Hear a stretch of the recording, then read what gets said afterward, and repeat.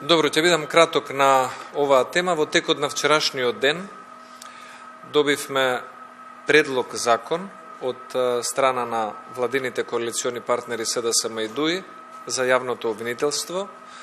Ова е веќе четврти по ред предлог закон за јавно обвинителство со четврти различен текст од претходните три и различен од оној кој што се уште е во собраниска процедура.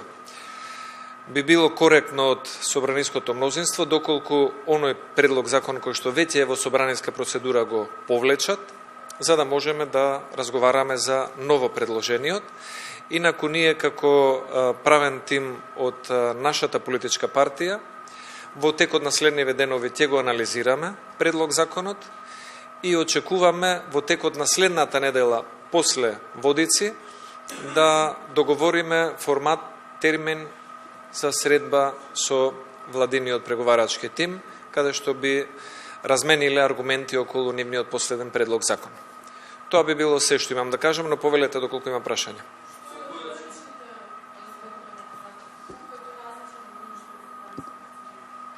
Она што можев да го забележам на кратко во преодните и завршни одредби, повторно се остава еден законски обид за тимот на СЈО, зад кој што останаа прилично многу контраверзи, да бидат удомени на некој начин во тимот на обвинителката Вилма Русковска, која што очигледно сега е замена за Катица Јанева.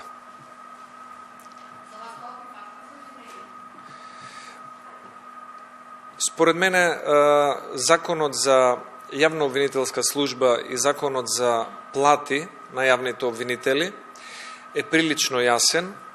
Не може ни еден обвинител, без разлика каде бил ангажиран, да добие повеќе од 35% надомест од неговата основна плата. Видовме дека сите обвинители кои што работеле во СЈО добивале по астрономски суми, околу 70, 80 или 100.000 евра, и за таков прекршок треба да се поведе во најмала рака дисциплинска постапка, и цениме дека не би требало овие лица да бидат повластени или наградени со некоја повисока позиција во јавно-обвинителскиот систем или па да бидат привилегирани во споредба со нивните колеги обвинители. А зашто кога бевте на власт во 2016 година истите пари се не истиот фонд? Прилика е тогаш ги исто плати земаат во првата година.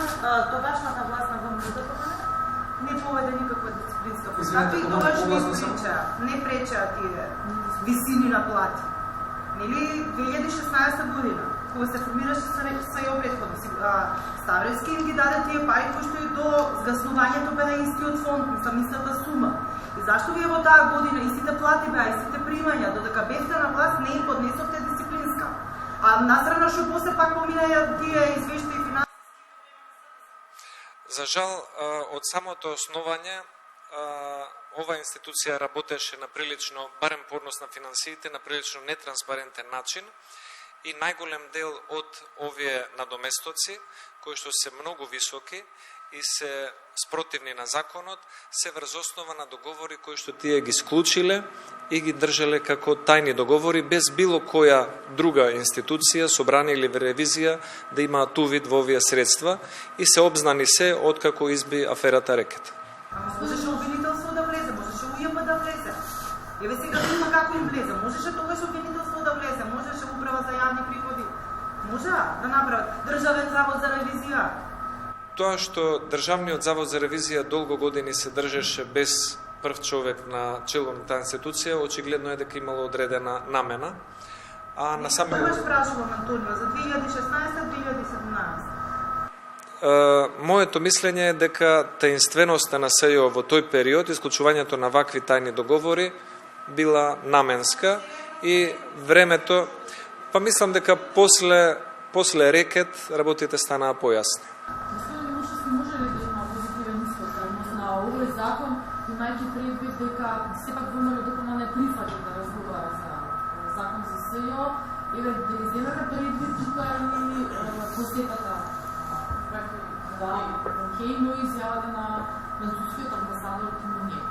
Дали до 12 февруари може да се очекува да биде донесен овој закон и да биде завршено ова, ако условно кажано, прашање пред